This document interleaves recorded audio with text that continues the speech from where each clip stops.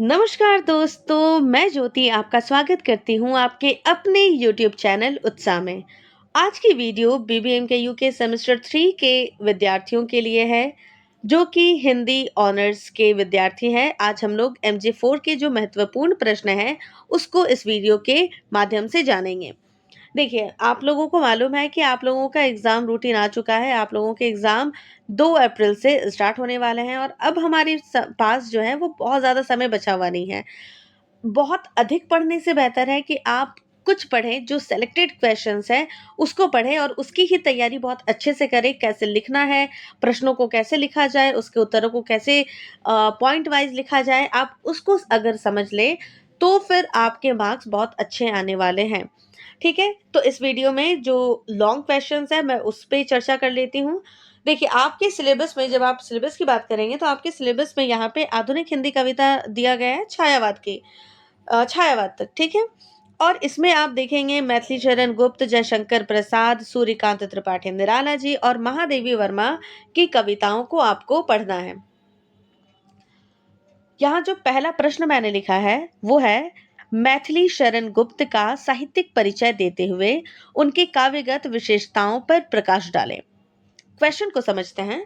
इसमें देखिएगा, मैथिली शरण गुप्त का साहित्यिक परिचय देते हुए, तो यहाँ पे मैथिली शरण गुप्त का जितने भी कवि हैं, उसके परिचय को आप थोड़ा सा जान लीजिए।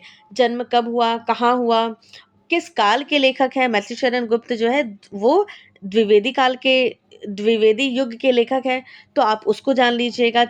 जैसे निराला जी, महादेवी वर्मा जी है, वो छायावाद के लेखक हैं, उसको जान लीजिएगा। ये बहुत आवश्यक है।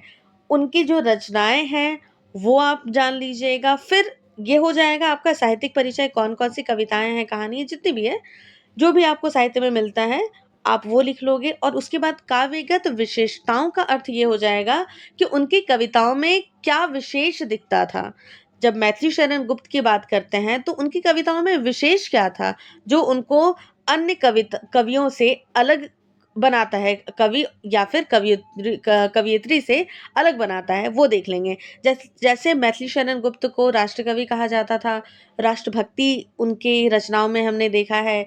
उसके बाद जो गौण पात्र थे, उनके साकेत जो रचना है, तो जो गौण पात्र हैं, उनको उन्होंने बहुत मुख्य पात्र के रूप में दिखलाया है। स्त्रियों का बहुत सुंदर चित्रण है, एक सशक्त नारी के रूप में चित्रण है। तो मैथिली शरण गुप्त की जो काव्यगत विशेषताएँ हैं, उस पर भी आप टिप्पणी करोगे। तो ये आपका ये 20 मार्क्स का, 15 मार्क्स का ये आंसर बन जाएगा बहुत अच्छे से। ट्राई कीजिएगा, आप कुछ भी लिखें, जितने भी उत्तर लिखें, आप पॉइंट वाइज़ लिखें और साफ-सुथरा लिखें। ठीक है? जितने भी पॉइंट्स हैं वो ब्लैक पेन से लिखिएगा, और जो भी आप डिस्क्रिप्शन लिख रहे हैं उसके विषय में लिखेंगे, वो ब्लू पेन से लिखिएगा। इतना तो आपको मालूम होगा। चलिए, अब दूसरे प्रश्न को देखते हैं। ये मैथिली शरण गुप्त की ही रचना है और बहुत महत्वपूर्ण रचना है। सखी व मुझसे कहकर जाते, काव्य की मूल भावना पर प्रकाश डालें। तो आप इस प्रश्न में क्या करना है, सखी व मुझसे कहकर जाते, थोड़ा-सा परिचय दे दीजिएगा कि किस कवि की है। मैथिली शरण गुप्त जी की रचना है ये, तो किस कवि की है, किस विषय में है, पात्रों के नाम लिख दीजिएगा।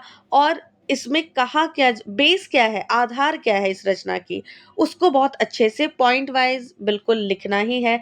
किस प्रकार गौतम बुद्ध के लिए उनकी पत्नी जो है वो बोलती हैं, सखी वे मुझसे कहकर जाते। इस कविता को मैंने अपने एक वीडियो में बहुत अच्छे से समझाया है, तो आप हमारे प्लेलिस्ट में जाकर, जो पुरानी वीडियोज़ आई हैं, उसमें जाकर आप इस कविता को बहुत अच्छे से पढ़ सकते हैं। और मैंने एक और कविता पढ़ाई हुई है, हाँ, अरुणिया मधुमय देश हमारा, तो ये भी आप अच्छे से देख सकते हैं, जो हमारी पुरानी वीडियोज़ हैं उसमें। फिलहाल देख लेते हैं प्रश्न तीसरा जो है। फिर तीसरा प्रश्न है, जयशंकर प्रसाद का साहित्यिक परिचय देते हुए उनकी काव्यगत विशेषताओं पर प्रकाश डालें। देखिए, जब छायावाद की बात आती है, तो जयशंकर प्रसाद बहुत ही महत्वपूर्ण लेखक हैं, और उनकी भी साहित्यिक परिचय को आप लिखोगे, उनका परिचय लिखोगे और काव्यगत विशेषताओं के बारे में आप लिखोगे। उनके काव्य में क्या विशेष था, जो उनको अन्य कवियों से अलग बनाता था। ये चौथा लिख दीजिएगा आप, भिक्षुक कविता के मूल भावना को स्पष्ट करें। ये निराला जी की बहुत सुंदर कविता है। तो भिक्षुक भिक्षुक कविता में किसके विषय में बात की गई है, उसकी मूल भावना क्या है, मूल आधार क्या है, आप उसको लिखोगे। इसमें भी ध्यान दीजिएगा, पॉइंट वाइज लिखिएगा, अच्छे से लिखिएगा। आप लाइंस दे सकते हैं, लाइंस को थोड़ा सा समझाते हुए आप उत्तर को देने का प्रयास कीजिए। फिर पांचवा प्रश्न है, छायावाद में महादेवी वर्मा का स्थान स्पष्ट करते हुए उनकी काव्यगत विशेषता लिखें। अब जब छायावाद को हम देखते हैं तो छायावाद में महादेवी वर्मा एकमात्र कवियत्री हमें दिखती हैं जिन्हें आधुनिक काल की मीरा भी कहा जाता है, और इसमें उनकी रचनाओं में आपको पीड़ा दिखती है। ठीक है, उसमें पीड़ा दिखती है, अज्ञात अज्ञात के प्रति प्रेम दिखता है, पीड़ा दिखती है, तो और वेदना दिखती है। ये सारी चीजें महादेवी वर्मा के काव्यों में है। आप ये देखेंगे कि छायावाद में आप इसमें ये लिखोगे कि छायावाद में महादेवी वर्मा का स्थान क्या है, क्या विशेष स्थान है, और उनकी काव्यगत विशेषता यानी काव्य में क्या अलग है। फिर छठा प्रश्न ये है कि अरुण या मधुमय देश हमारा काव्य में प्रकृति चित्रण और बिंब्यात्मकता पर टिप्पणी करें। यहाँ पर ध्यान दीजिएगा, अरुण या मधुमय देश हमारा ये जो गीत है वो चंद्रगुप्त नाटक से लिया गया है। जयशंकर प्रसाद की रचना है चंद्रगुप्त नाटक, और उसमें यह गीत कार्नेलिया द्वारा गाया जाता है। इसे मैंने एक वीडियो में पढ़ाया है, तो आप उसको, अगर आपने इस कविता को नहीं पढ़ा है तो उस वीडियो के थ्रू आप पढ़ सकते हैं। और यहाँ पर इस प्रश्न में आपको क्या करना है कि जो भी प्रकृति चित्रण है, भारत का बहुत सुंदर चित्रण किया गया है इसमें, तो जो प्रकृति चित्रण है, जो इसमें अलंकार दिए गए हैं उसको आप देखोगे। और बिंब्यात्मक मतलब हो जाता है कि जो अलंकार का यूज किया गया है यहाँ पर, किसी को प्रतीक के रूप में, किसी के प्रतीक के रूप में दर्शाया गया है, उस चीज को आप दिखलाओगे, बतलाओगे कि किस कौन कौन से अलंकार का प्रयोग किया गया है, कौन किसका प्रतीक है, ये सारी चीजें। इसके लिए आपको कविता पूरी पढ़नी आवश्यक है, तो इसको पढ़ लीजिएगा। छोटी सी कविता है, आप आराम से इसके प्रश्नों के साथ इसको आधे घंटे में कंप्लीट कर सकते हैं। चलिए, सातवां प्रश्न जो है वो है, राष्ट्र कवि के रूप में मैथिली शरण गुप्त पर टिप्पणी करी। जैसा कि मैंने आपको बतला दिया था कि मैथिली शरण गुप्त को राष्ट्र कवि माना जाता है, तो राष्ट्र कवि के रूप में मैथिली शरण गुप्त पर टिप्पणी करे में आप उत्तर में मैथिली शरण गुप्त की कविताओं में जो राष्ट्र के प्रति प्रेम दिखलाया गया है, संस्कृति के प्रति जो प्रेम दिखलाया गया है, जो संस्कृति की महानता दिखलाई गई है भारत की, आप उसको बहुत अच्छे से स्पष्ट करेंगे। फिर आठवां जो प्रश्न है, महादेवी वर्मा वेदना की कवयित्री है, इस पर टिप्पणी करें। मैंने आपको बतलाया, महादेवी वर्मा की कविताओं में अज्ञात के प्रति प्रेम, वेदना, पीड़ा, ये सारी चीजें आपको देखने को मिलती है जब उनकी जो कविता है विरह का जलजात जीवन या मधुर मधुर मेरे दीपक जल जल, ये सारी कविताओं को आप जब पढ़ोगे तो आपको विरह दिखेगा ही दिखेगा, वेदना दिखेगी ही दिखेगी। और ऐसा क्यों है, आप इस पर विचार करेंगे। इस उत्तर में, इस प्रश्न के उत्तर में आपको ये स्पष्ट करना है कि वेदना की कवियत्री क्यों कहा जाता है इन्हें। फिर नवा प्रश्न है, राम नरेश त्रिपाठी का जीवन परिचय देते हुए उनकी काव्यगत विशेषताओं पर टिप्पणी करें। इसमें आपको क्या करना है, जीवन परिचय दीजिए और कविताओं की जो विशेषता है उसको आप लिखोगे। 10वां हो गया, 10वां और अंतिम जो प्रश्न है, महत्वपूर्ण प्रश्न है मेरे अनुसार, वो है स्वतंत्रता कविता की मूल भावना पर प्रकाश डालते हुए इसकी समीक्षा करें। आपके सिलेबस में दिया हुआ है स्वतंत्रता, जो कि राम नरेश त्रिपाठी की कविता है, उसकी मूल भावना आप लिखोगे और उसकी समीक्षा करोगे, उसमें क्या विशेषता है, किसके विषय में बात की गई है, उन सारी चीज़ों को आप इसमें अच्छे से स्पष्ट करोगे। तो यहाँ पर मैंने आपको 10 प्रश्न आपके सिलेबस MJ4 से बतला दिया है। आप इसको अच्छे से तैयार करके रख लीजिएगा। और छायावाद की कविताओं कवियों की अधिक बात की गई है, तो यहाँ पर आप छायावाद को भी अच्छे से समझ लीजिएगा।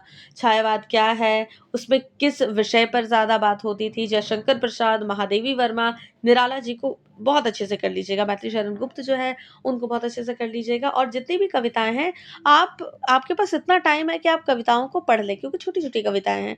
तो मुझे लगता है कि आपको एक बार वो सारी कविताओं को पढ़ लेना चाहिए। मैं प्रयास क्या करूँगी, मैं बिल्कुल कल तक जितनी भी कविताएँ दी गई हैं, मैं अपने टेलीग्राम चैनल में उसको पोस्ट कर देती हूँ, उसकी पीडीएफ्स डाल दे रही हूँ। आप वहाँ पर जाकर सारे कविताओं को पढ़ लीजिए और साथ ही साथ मैं जो महत्वपूर्ण नोट्स हैं, मैं बुलेट नोट्स डाल दूँगी ताकि आपको कैसे पॉइंट्स लिखना है, वो भी स्पष्ट हो जाए।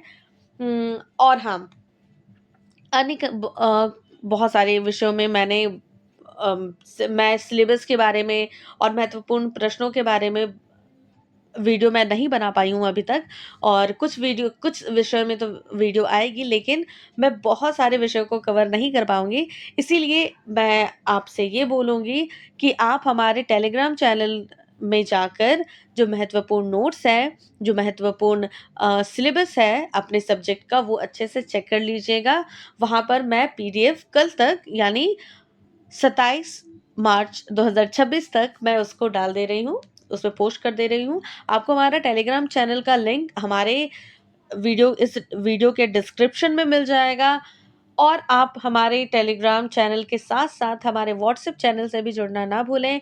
आप हमारे चैनल के अबाउट सेक्शन में जैसे ही जाएँगे, आपको हमारा व्हाट्सएप चैनल का लिंक, टेलीग्राम चैनल का लिंक और आपको हमारे फ़ेसबुक चैनल का लिंक भी मिल जाएगा, जहाँ पर आपको हमारा जो नंबर है, कॉन्टैक्ट नंबर, वो मिल जाएगा, जहाँ पर आप स्पष्ट रूप से डायरेक्ट मेरे से प्रश्न पूछ सकते हैं। आप मुझे व्हाट्सएप कर सकते हैं, आप मुझे डीएम कर सकते हैं आराम से और जो भी आपके मन में प्रश्न है, वो आप स्पष्ट रूप से पूछ सकते हैं या फिर आप हमारे इस वीडियो में आप कमेंट के माध्यम से जान बताइए कि आपको ये वीडियो कैसी लगी, आपके मन में और क्या प्रश्न है और किस विषय में आपको और समस्या है, मैं वीडियो बनाने का प्रयास करूँगी। अदरवाइज़ मैं टेलीग्राम चैनल में नोट्स ज़रूर भेज दूँगी। ठीक है, चलिए मिलते हैं अगले वीडियो में। धन्यवाद, जय हिंद। ऐसे ही वीडियो के लिए आप हमारे चैनल से जुड़ना ना भूलें, वीडियो को सब्सक्राइब कर लें, वीडियो को लाइक करें और वीडियो अपने दोस्तों के साथ ज़रूर शेयर करें। चलिए आपके एग्ज़ाम्स के लिए ढेर सारी शुभकामनाएँ। आपका एग्ज़ाम बहुत बेहतर हो और जैसा भी रहेगा आपका एग्ज़ाम मुझे ज़रूर बतलाइएगा। चलिए मिलते हैं अगली वीडियो में। धन्यवाद, जय हिंद, पढ़ो उत्साह के साथ।